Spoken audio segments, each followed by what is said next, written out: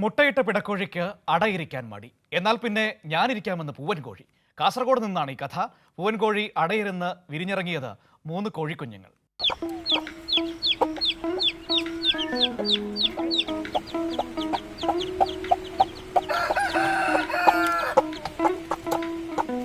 ഉദിനൂർ തടിയൻകോവിലിലെ കരപ്പാത്ത് കുഞ്ഞിക്കോറിന്റെ വീട്ടിൽ നിന്നാണ് ഈ അപൂർവമായ കാഴ്ച.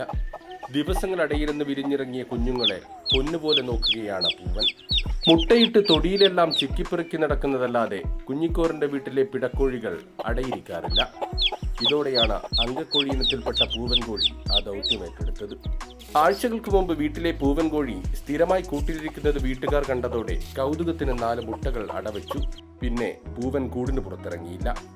ആകാംക്ഷയോടെ വീട്ടുകാർ കാത്തിരുന്നു. 21 ദിവസം കഴിഞ്ഞപ്പോൾ 4 മുട്ടകളിൽ 3 എണ്ണം വിരിഞ്ഞ കോഴിക്കുഞ്ഞുങ്ങൾ പുറത്തിറങ്ങി. ഒരു ദിവസം പൂവൻ കോഴി അടയിരിക്കാൻ വേണ്ടി വന്നു.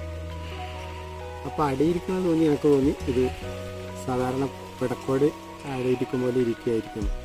അപ്പോൾ ഞാൻ പ്രതീക്ഷിച്ച പോലെ ഒരു 3-4 മുട്ടയെടുത്ത് അതിന് വെച്ചു കൊടുത്തു. അത് വളരെ സുന്ദരമായിട്ട് അടയിരുന്നു. അതുകൊണ്ട് എനിക്കൊരു പ്രതീക്ഷ ഉണ്ടായിരുന്നു വിരിയും എന്ന് വിചാരിച്ചു.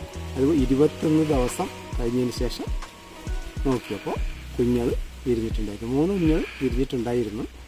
പക്ഷെ അതിലൊന്ന് അതിൻ്റെ കാലുകൊണ്ടാകറ്റം ഇട്ട് ഒന്ന് ചത്തുപോയി. ബാക്കി 2 ഉണ്ട്.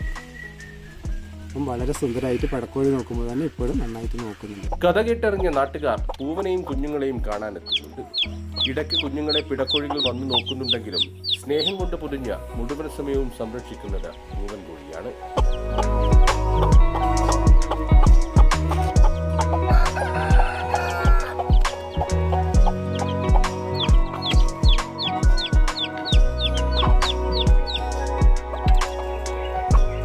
കൈരളി ന്യൂസ്, കാസർഗോഡ്.